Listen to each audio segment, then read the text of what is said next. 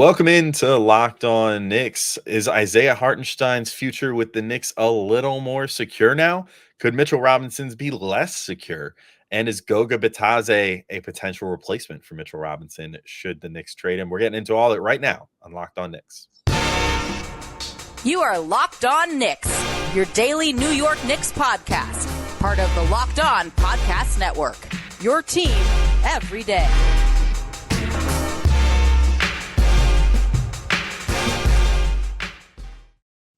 All right, welcome in to Locked On Knicks, and we just want to remind you today's episode is brought to you by FanDuel. Make every moment more as playoffs wind down and sports stop sporting like we want them to. This summer, FanDuel is hooking up all customers with a boost or a bonus daily.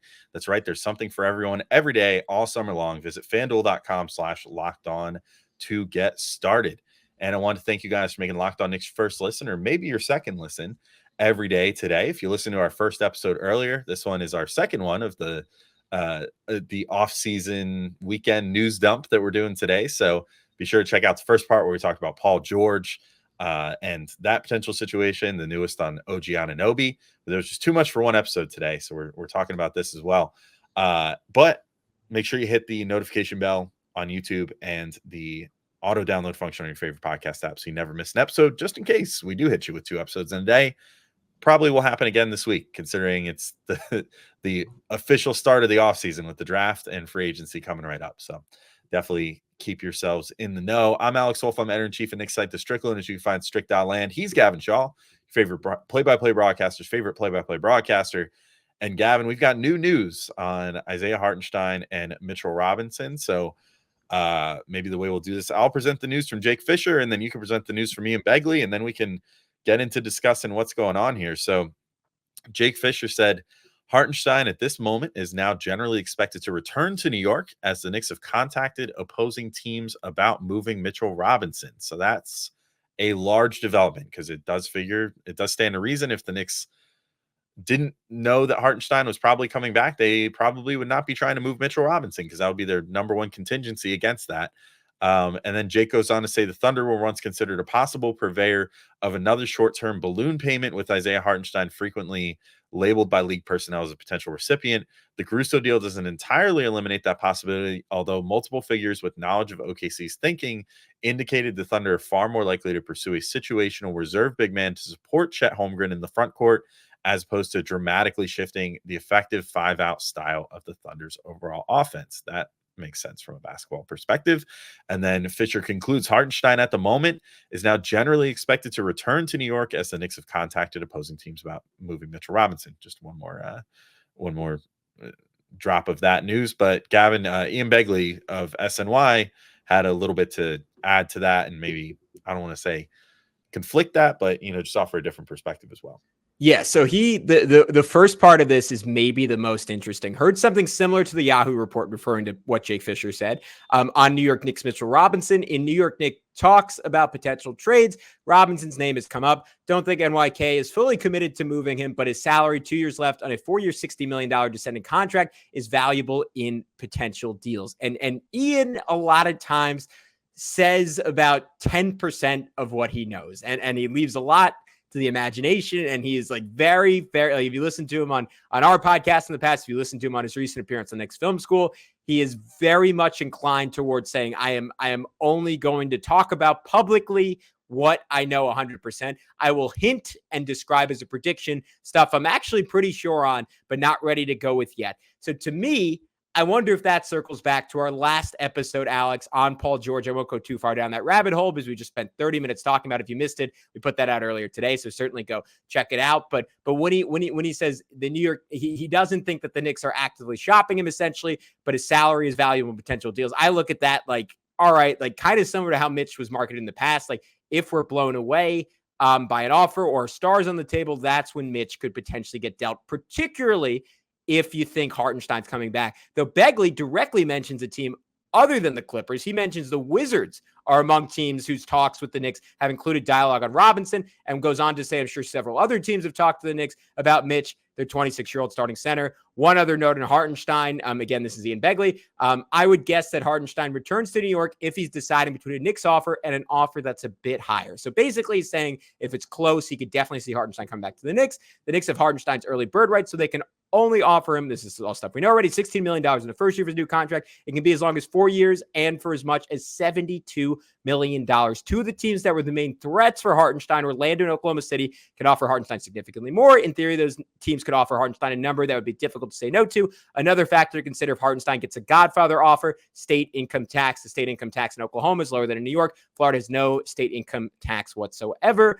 He goes on to finish by saying the Knicks are ultimately confident that Hartenstein will come back, despite the fact that good offers will be on the table. So I don't think these two reports were necessarily conflicting. I think they are two parts of the same puzzle. And the overall takeaway is that following the deal of Alex Caruso to Oklahoma City, the Thunder are not particularly inclined to overpay for someone who would divert their style when they've shored up their defense on the perimeter and maybe feel as if they don't have to shore it up inside as much. And they'd be more likely to go off someone like, I don't know, let's just say an Andre Drummond, who could be a pure rebounding specialist for them and someone to use in specific matchups like they had in Dallas, where there was just too much size, too much physicality on the other team, versus committing an insane amount of money to Hartenstein, because I think they know that's the only way he's ultimately going to leave New York. But Alex, what was your read on all this? Yeah, I kind of feel the same way that, I think that I think it just makes too much sense to move Mitch, unfortunately, if you're going to bring Hartenstein back at that number. And I do think that I don't know if I necessarily buy the part about the Jake report that the Caruso deal makes them less likely to want to throw money at Hartenstein. But I do think that the part about the basketball fit does make me think like, yeah, maybe we've been kind of looking at this from the perspective of like, oh, it would make so much sense in our eyes to give, to be able to move Chet Holmgren to the 4 and have, Isaiah play the 5, but maybe that's not what they want. You know what I mean? Like they might be like, no, we were the number 1 seed this year with Chet Holmgren as the 5, and we want to stick with that. Well, that's why they didn't make a deadline deal, right? Like that was their whole premise. Like we want 5 guys, and I said this last time we talked about 5 guys on the floor who could pass, shoot, and dribble. Hartenstein checks off 2 of those and like gives you some spacing, but he's not a 3-point shooter at the end of the day. Yeah, and I just think that, I think that ultimately they're probably looking at this from the perspective of like, no, let's challenge our potentially all-star bound, rookie center to just get better and be a better rebounder. And, like we'll put it on him a little bit, and he's a hard worker and whatever. Like I'm sure that he wasn't happy with how the season ended, and, that he'll want to get better in all the aspects and put on more muscle and, come back bigger. He and Wemby have always kind of had this adversarial relationship too. And I've seen pictures of Wemby looking like he's putting on a ton of muscle this offseason. So I'm sure that Chet is probably in the gym doing whatever he can to put on as much muscle as he can too, and get bigger, better, stronger for next year to be better at the center position for the Thunder. So yeah, I buy that part. I buy that maybe this boogeyman of the Thunder throwing money at Hartenstein just was never there to begin with. And it's just kind of something that everybody's looked at and said, well, on paper, that makes a lot of sense.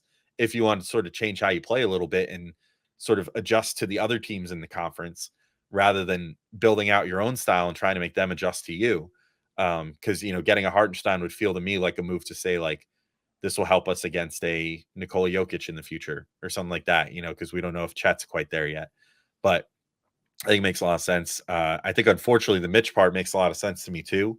Keeping him around, if you're going to pay Isaiah Hartenstein that much money, means that you're committing like $30 million to the center position. And unfortunately, also, like we talked about in the last episode, that if the Knicks pull off a trade for Paul George in this league year, they could potentially do it with Bojan Bogdanovic and Mitchell Robinson. Unfortunately, for the case of like Mitch, he's never going to be more tradable than right now, at least in terms of if they need more salary to match and, to match a contract, because the thing is that his and Bojan's deals both descend year over year. So if they opt Bojan in for his contract next year and they have Mitchell Robinson and they're trying to trade for Paul George, who opts into his deal, once the new league year starts, it actually becomes more difficult, because then George makes more and those two make less. And so then you have to make up more of the margin there. So unfortunately, we're kind of in a situation where if the Knicks more or less have Hartenstein signed and in hand and ready to go, it makes more sense to potentially look at Mitch on like a draft night trade or something than to wait it out and try something in the offseason or whatever. And, you know, it's just in today's NBA and with the Knicks probably going to be a apron team sooner than later, possibly like this coming season, they'll put themselves into the aprons in the luxury tax. It just makes it makes more sense to find a lower cost alternative behind Isaiah Hartenstein instead of Mitch. So you're not committing like 30 plus million to the center position year over year. And, you know, with what the salary cap being what it is, it's just you want to dedicate that money to the wing position, to, you know, your superstar point guard and Jalen Brunson, potentially to Paul George, definitely to OG Anunoby. You know, it's like you want that money spent elsewhere, unfortunately, rather than the position that is. I mean, I'm not saying the Mitch is replaceable because a lot of what he does is the best in class, you know, with the rebounding and the defense. But you know, it's the easier to find someone who could do 80% of what Mitch does than 80% of what OG Anunoby does at the end of the day. Which in the next segment, maybe we'll talk about Goga, who could, you know, potentially come on for a lower salary and, you know, give you a lot of what Mitch does at a much lower price point, backing up Isaiah Hartenstein. Passion, drive, and patience, the formula for winning championships, is also what keeps your ride or die alive. eBay Motors is everything you need to maintain your vehicle and level it up to peak performance. Superchargers, roof racks, exhaust kits, LED headlights, and more. Whether you're into speed, power, or style, eBay Motors has you covered. With over 122 million parts for your number one ride or die, you'll always find exactly what you're looking for. With eBay Guaranteed Fit, this is the part I love, your part is guaranteed to fit your ride every time, or your money back. Because with eBay Motors, you're burning rubber, not cash. With all the parts you need, the prices you want, it's easy to make your car the MVP and bring home huge wins. Keep your ride or die alive at ebaymotors.com. Eligible items only. Exclusions apply. eBay Guaranteed Fit is only available to U.S. customers. And today's show is also brought to you by FanDuel. And I love sports. I love them so much, I never want them to stop. But as the playoffs wind down, we get fewer games and the sports aren't sportsing like I want them to. But FanDuel lets me keep the sports going whenever I want. All I have to do is open the app and dream up bets anytime I'm in the mood. And this summer, FanDuel is hooking up all customers with a boost or a bonus daily. That's right. There's something for everyone every day, all summer long. Perhaps you want to maybe look at some NBA draft props, and there's some interesting ones. One that's jumping out to me. I'm going to make this a direct challenge to our viewers on YouTube who leave comments all the time. Every time we've done a Zach Edey episode recently, the people have been like, he's going to be gone by the time the Knicks pick anyway, blah, blah, blah. Why are you discussing him?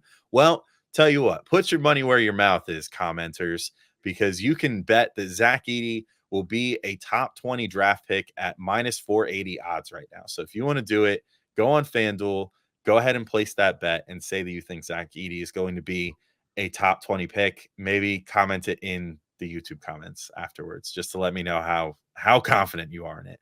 But if you want to do that, head over to FanDuel.com/lockedon and start making the most out of your summer. FanDuel, official sports betting partner of Major League Baseball. All right, Gavin, we're back in, and we can keep talking through the Mitchell Robinson situation, but let's also introduce the Goga situation. So Ian Begley, in the same report where he was touching on the other center news, mentioned people in touch with the Knicks say the club is weighing what would come next if they lose Hartenstein or trade Robinson. So this is kind of a either or situation, either if they re-sign Isaiah Hartenstein or if they lose him and then they just have Mitch there. And he noted Magic big man Goga Bitadze is among the centers that's been on New York's radar if it needs a pivot. There are probably many other centers under consideration for this scenario. So Goga this past season with Orlando, he's been there the last 2 years, although it was pretty injury plagued, I think, the year prior in 2022-23. But this year averaged 5 points, 4.6 rebounds, 1.2 blocks in just 15 minutes per game. Shot 60% from the field, which is great. He's not a floor spacer. I think there was some talk early in his career about whether he would end up being a viable three-point shooter, but he shot like an average of 15% from three over the last 2 years. So he's not fantastic there.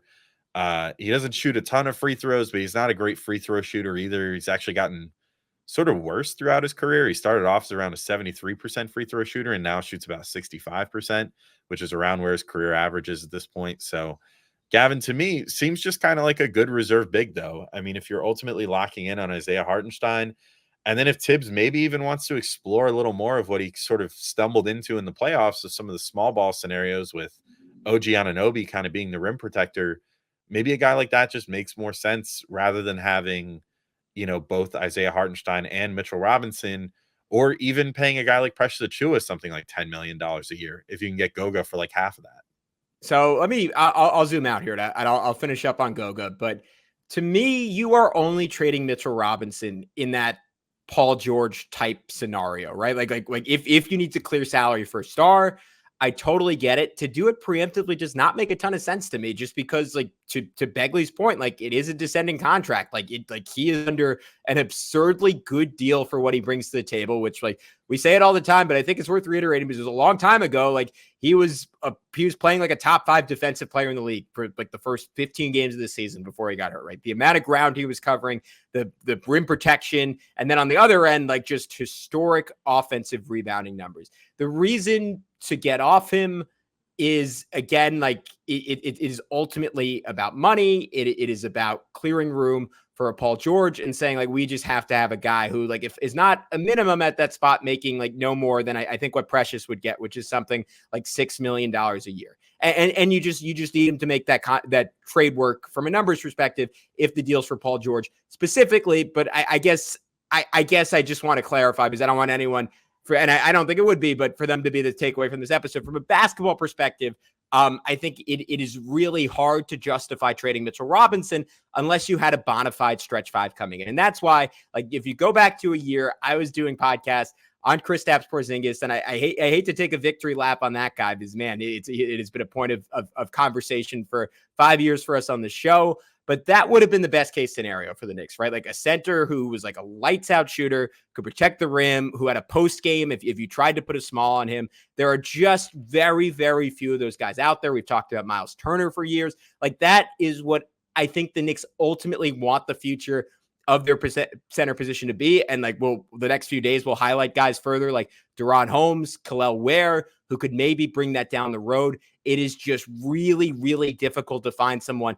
that checks all the boxes you need for a stretch 5. But I think part of getting Mitchell off of Mitchell Robinson, again, would be the immediate cap ramifications. I think the long-term scope of it would be that you want to have a shooter and you want to have that curveball when you play the Celtics, when you play the Pacers, when you play anyone, like, at the highest levels. And obviously just bringing Paul George is going to give you more spacing. Like, even though DiVincenzo is an equally good shooter, if that is the trade, like, that's someone with just even more gravity. You want to be able to play 5 out around Brunson. This is going to make his life easier. Heck, if you're going to keep Julius Randle beyond this year, you want to be playing 5 out around him, because, like, you can just look at the stats, and, like, Shaq's on Twitter did a great job highlighting this. Like, Randle is a dramatically more efficient offensive player with Hartenstein in at center than he is with Mitch in at center. So I'll hear out all those arguments. I think there was a strong case for moving on from Mitchell Robinson just from that perspective. If you're not going to, like, make that kind of deal, and it's questionable, like, to your point, like, if Goga can give you, like, meaningfully more room,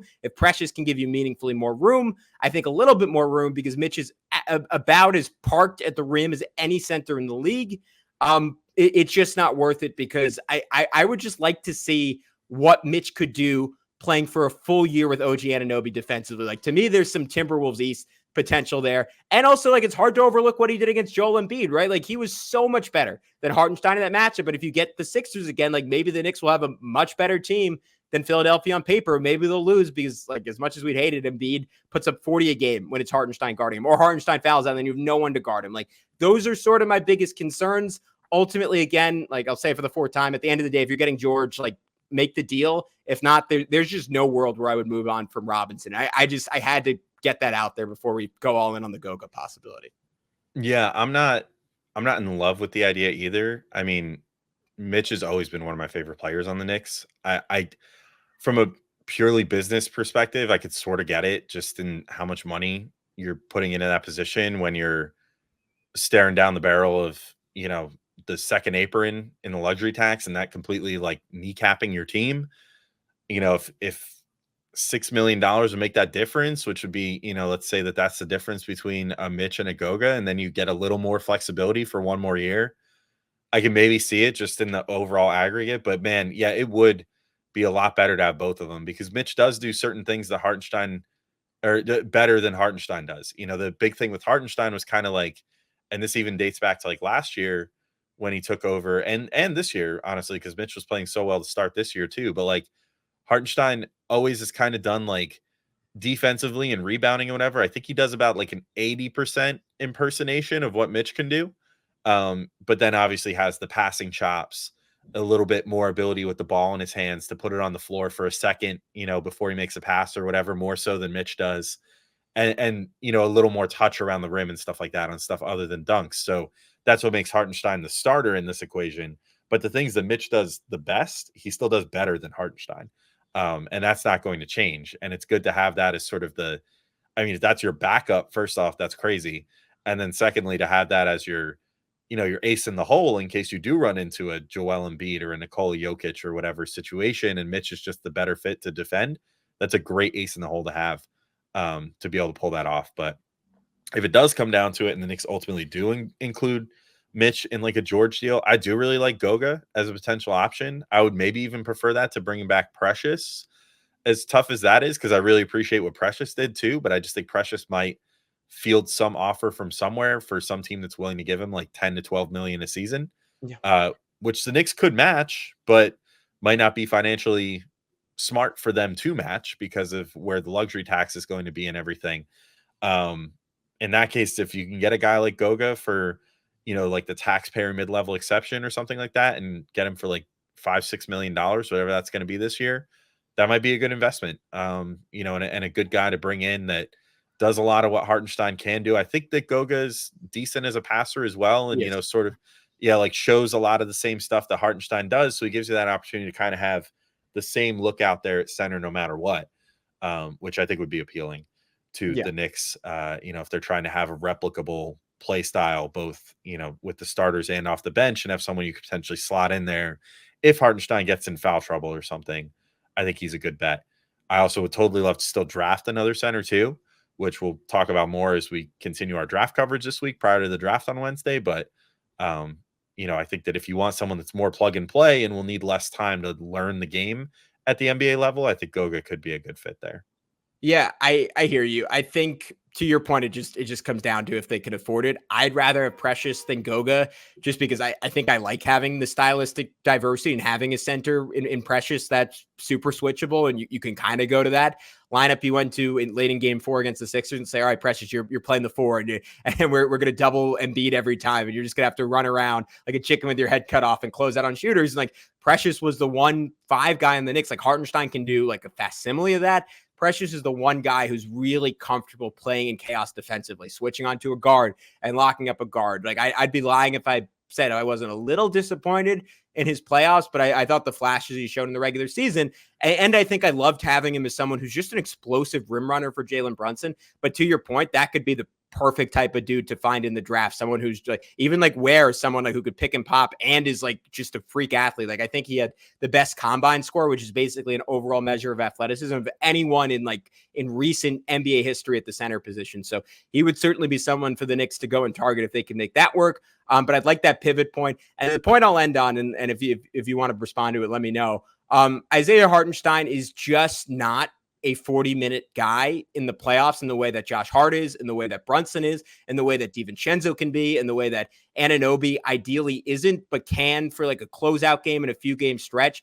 This is something that Prez touched on when he was on the show, but he has definitive like physical limitations, right? Like not a crazy wingspan, tall, but not like absurdly tall for an NBA center, athletic, but not elite athleticism. He is someone who relies on all-out effort, elite intelligence, and elite instincts. And that is stuff that just wanes the further you push it past 30 minutes.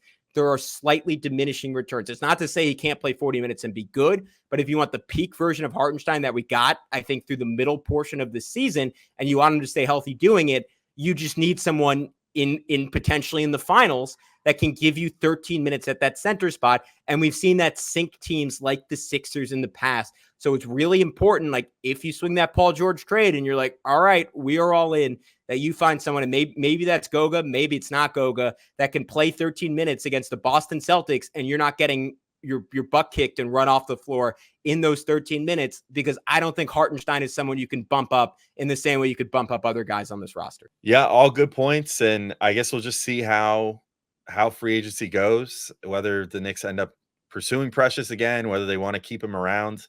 I think it's all going to come down to dollars and cents at the end of the day. So maybe that's just ultimately what makes a lot of these decisions once they make their big moves. But we'll have you covered no matter what they end up doing. So until next time, thank you all for listening, and thank you all for tuning into 2 episodes today. Again, if you didn't catch our first part, go check that out. We talked about a potential Paul George trade that was rumored by Mark Stein, as well as the latest on OG Anunoby. So check that out. But until next time, when we'll have some draft stuff for you in our next episode, thank you all for listening, and we'll talk to you soon. Peace out, everybody.